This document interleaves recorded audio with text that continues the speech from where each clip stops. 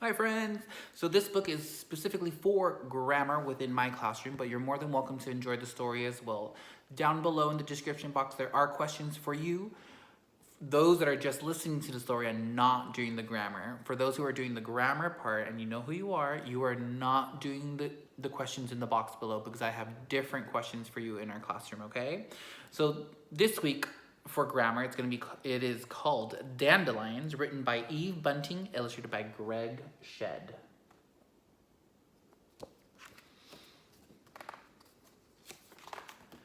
Dandelions by Eve Bunting, illustrated by Greg Shred. And remember, this page is called the title page.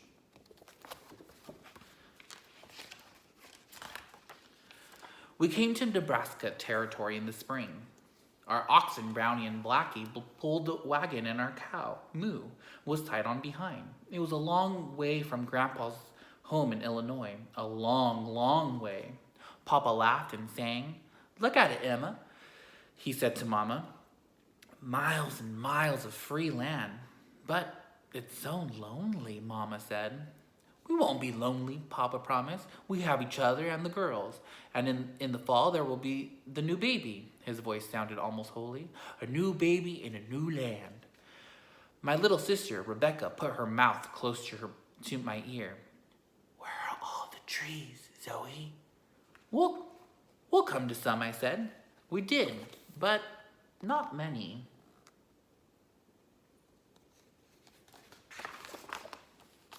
Day after day, we trundled along, our wagon wheels making their own tracks through the tall grass. "See how the grass closes behind us?" Mama asked, as if we'd never been. We cooked our meals outside the wagon and slept on Mama's quilt spread on the ground. Papa told us the names of the stars and about the moon, how it rose and set, and how the moon and the stars were the same ones that shone over Grandma and Grandpa's house, the very ones we used to get through our bedroom window. When he told us that, I cried a little, but I didn't let Rebecca see. The sound of the wind in the grass was the sound of the rivers we'd known back home.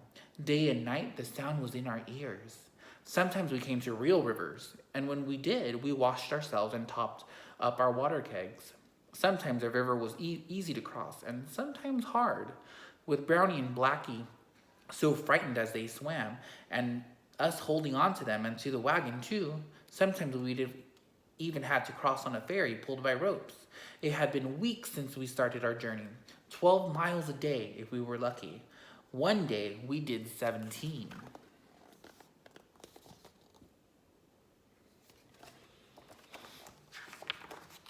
Then on a morning when the roar of the grass seemed quieter, Papa jumped down from the wagon and shouted, "We're here!" It looked no different from any of the land we'd crossed already. "How do you know this is ours?" I asked. Papa showed me wooden signs with our name, Bolton, on them. He pulled one from the ground and waved it around. "See, my claim stake. I planted it here when I came last spring." He held the sign high and raised his face to the sky. "We're here," he called again. I thought maybe this time he was talking to God.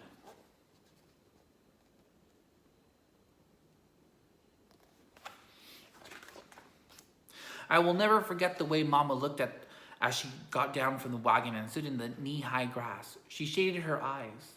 "This is where we are to live our lives?" she asked Papa, and her voice was still as the land around us. "There is no water." Papa smiled. "I told you we'd have to sink a well. The water is below. All we need is a pick and a shovel, and those we brought." "Couldn't we live beside the river?" Rebecca asked. "I liked it by the river." Her lips quivered. "All that land is taken, Becca. But we'll do fine here. You'll see." He put a hand on Mama's shoulder. "After the well is sunk, we'll put in the crops. It's almost past seeding time, and then we'll start on the house." He slipped his arm down so it circled her waist. "Those neighbors I visited, the Svensons, they are a 3-hour ride farther on. They will advise us, and I'm going to borrow their plow. We will go there before we settle."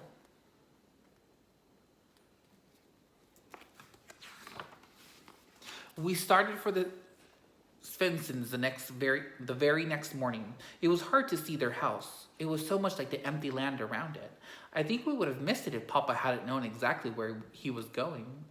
I don't know how he did know, but Papa is smart. Miss Svensson came running towards us, and Papa stopped the wagon so Mama could get down. She and Miss Svensson met and hugged and cried. Does Mama know her already? I whispered to Papa. No, but they are happy to see each other. It has been a long time since either of them seen another woman. He sounded sad, but Papa's never sad for long. It will be different soon. Other settlers will come. The ones that will live by the river? Rebecca asked. Those and others. It will be crowded. Already there is the town I told you about, only a day's ride from here. There will be many towns. I looked around. It was hard to imagine.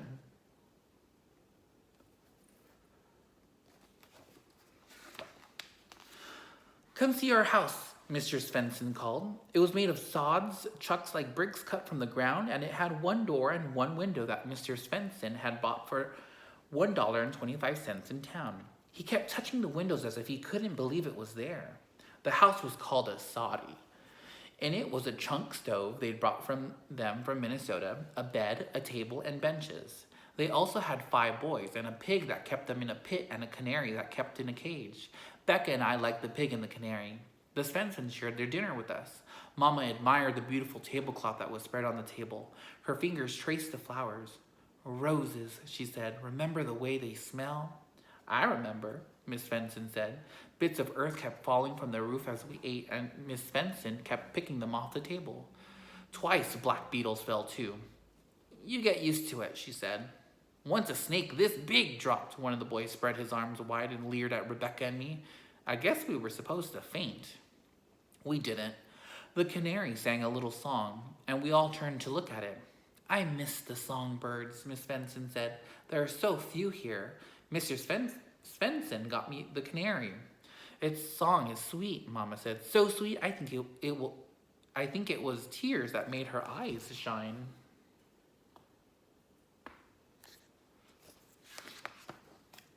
We stayed over that night. Mama and Papa sleeping on the floor inside the soddy, all of us children outside. Are you girls afraid of mice? The middle boy asked. There are millions of them. They run over you. They'll probably nest in your hair.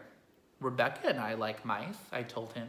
We pointed out the stars and told the boys their names. Castor and Pollux and Leo the lion to the east, but they laughed their horrible hooting laughs and said we were making it up. Only people and animals had names, they said. We left early next morning, the plow in the wagon, our water kegs refilled.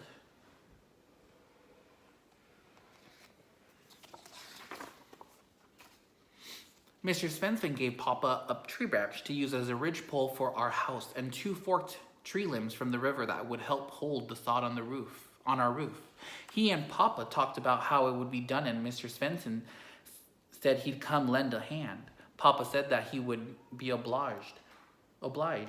He said that he had 3 strong helpers of his own too. He meant us, and he sounded so proud. I felt we could do anything. Good neighbors, he told Mama as he rattled along. He and Rebecca and I walked beside the wagon because it was so heavy, with the plow and the wood and Mama's baby that was getting bigger inside of her. Will our house be like theirs? Mama asked. Papa glanced at her sideways and nodded. I'll get us a window and a canary too, he promised.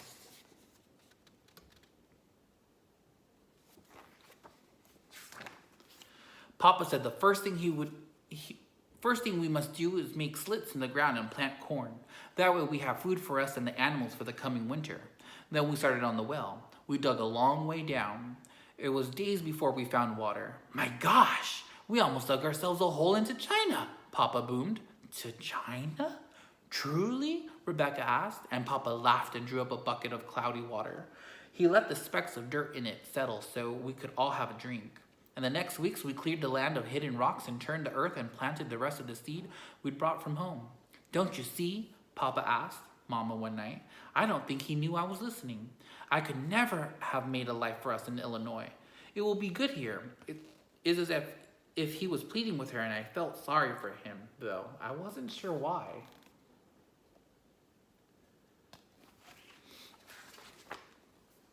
When the house was up at last, Papa gave thanks for our snug soddy, for the baby that was to come, and for our safe journey.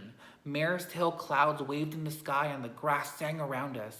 I'd never seen Papa so happy, or Mama so sad. I knew she missed our grandparents' house in Illinois. where she lived all her life, where we'd lived too, until Papa decided to move west. That house had walls covered with pretty paper and a cupboard with painted china plates inside. Mama didn't say she was remembering that, but I knew.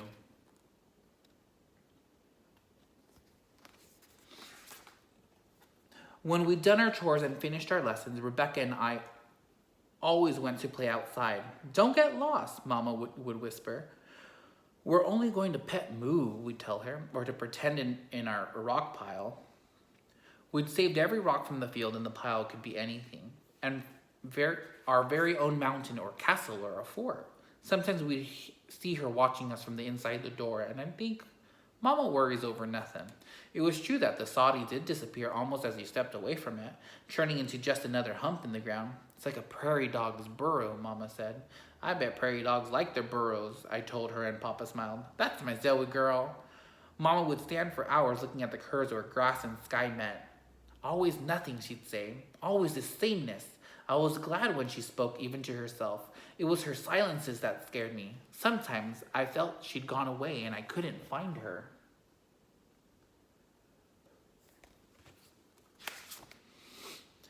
It was late summer now, and scorching hot from the red sunrise to red sunset, our supplies were running low. Mama had a birthday, and we used the last of the flour to make Johnny cakes. They were the best I'd ever tasted. One day, Papa said, Mama and I have talked things over. I must take the wagon into town and stock up. Zoe will come with me. Rebecca and Mama will come as far as the Svensons. They can have a nice visit there till we get back. But I want to go to town too, Rebecca screamed. It's not fair. I don't want to stay with those horrible Svensson boys. Rebecca doesn't scream often, but not going to town was something to scream about. You will come next time, Papa promised her. It is not too far and too hot for Mama to make the trip. Miss Svensson understands about babies being born, and Mama will be safe there. Zoe is older and can be a help to me. You must be a help to Mama. There was no more to be said.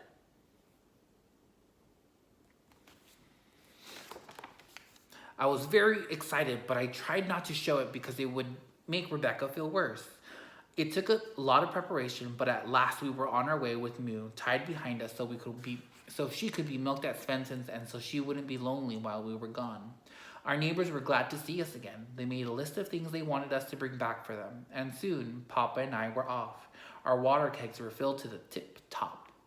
Matthew, are you sure you can find your way back? Mama called, running heavily after the wagon.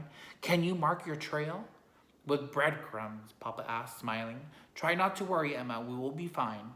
He and I were both quiet, knowing she would worry anyways.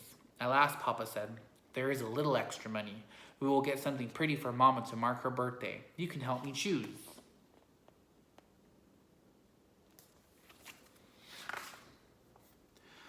He spoke some more after that, and it seemed like he was like Mama, talking to himself though I was there. The heat is bad. I pray Emma can stand it. When the baby comes, it will ease things for her. But there will be hard times. And I pray to God I have done right by her. I didn't dare look at him until I felt him straighten up. He smiled across at me. Ah, well, we can help each other, my Zoe. And we will help her. I promised myself I'd be good. I'd be the best girl in the world. I would never worry, Mama. Papa pointed. There it is, he said. The town was lifting itself as if by magic out of the distance. Small to begin with, growing bigger the closer we got. There was a long, muddy street with just one shop that sold soft goods and guns and cigars. There were 2 saloons and a livery stable and even a hotel with a real dining room that had food served painted on a sign in front. I kept saying, look, Papa, look! Wagons and mule teams and horses and people filled the street. My ears rang with the noise of voices, with the whinnying and braying of the animals. I bobbed up and down on the wagon bench. Papa and I chose a bottle of scent in Judd's store for Mama. It smelled like the lilac tree in Grandma's yard, and I hoped it would make her happy, not sadder. Papa bought Rebecca and me each a licorice stick. I wanted so badly to keep mine, but I ate it right away. Afterward, I thought I should have saved it for Mama. It could have been a present for me, but it was too late. We slept in the wagon that night under our friendly stars, and next morning I begged Papa to drive us along Front Street one last time. The town was already noisy, even though it was barely dawn. I saw a man with a dancing monkey. The monkey had a red jacket with a braid on it. I saw a dog with only 3 legs. There'd be so much to tell Mama and Becca when we got home.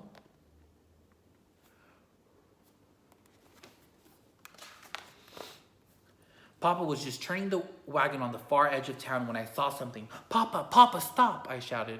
He whoaed Birdie and Blackie, and we sat for a few seconds just looking.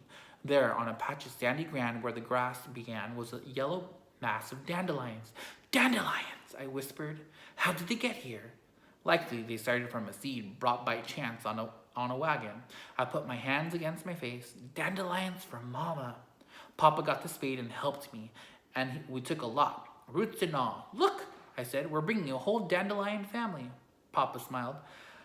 I was worried that the heat would kill them before we got home. But Papa used a little of our precious water to wet down some sacking, and we wrapped the plants carefully and laid them in the wagon. Now I was impatient to leave.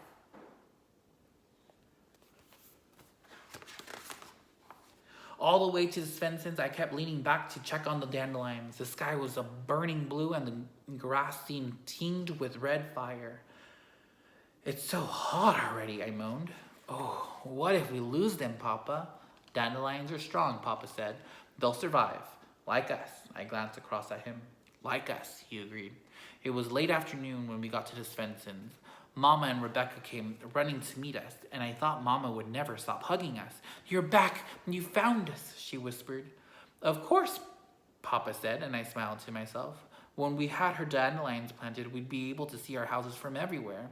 Our own bright patch of golden yellow. She'd never have to worry about us getting lost again.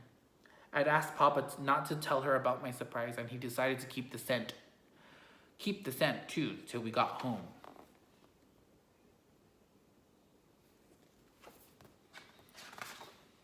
Rebecca ate her licorice stick on the way. She thought Papa had bought it for her because she'd missed his trip to the town, and she wanted to share with me, but I told her that I'd eaten mine and to eat hers, and I'd watch and suffer. Part way along, I whispered the dandelion secret to her, and she clapped her hands. Oh, the licorice smell that wafted from her breath. It made my mouth water. As soon as we got home, we gave Mama her scent. She loved it. She dabbed some on Rebecca and me. I watched her carefully, but she didn't seem to be remembering the old lilac tree, and I was glad for Papa. I'm sure I didn't sleep at all that night, still holding the dandelion secret, waiting for morning.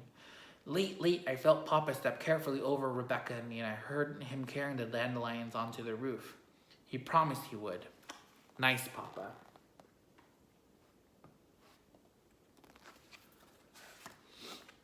The sun wasn't even up when Rebecca and I crept from under our quilts.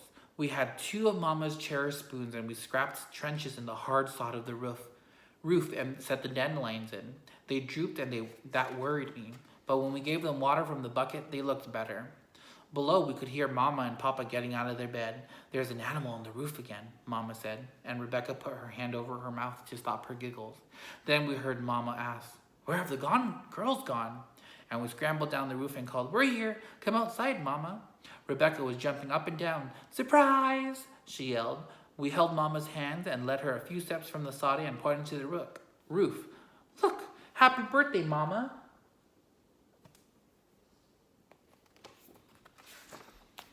I wanted to see a golden blaze so dazzling it would hurt our eyes, but above us there was only a green stubble with a patch or 2 of wilted yellow. "They're dandelions," I said, fighting down a rush of disappointment. "You can hardly tell." "They're not very pretty," Rebecca said. "I wish they were prettier." "They will be," Papa said quickly. "They'd cover the roof and they'll shout, 'This is home!'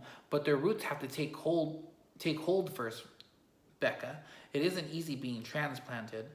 "Maybe they'll never bloom," Mama said. "Maybe they'll just die of loneliness." Then she squeezed my hand. "Oh, Zoe, I'm sorry. I didn't mean..." "You were such a dear girl to think," I interrupted her. "They'll bloom, Mama. They're strong like us." I was almost crying, and I didn't know why. Mama and Papa were looking at each other. This was more about than the dandelions. I could feel it. Then Mama gave a shaky little sigh.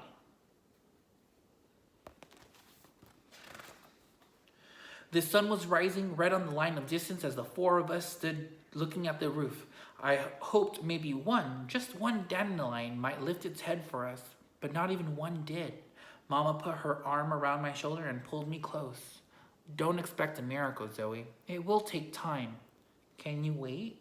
I asked, my voice muffled against her. I can wait, Mama said.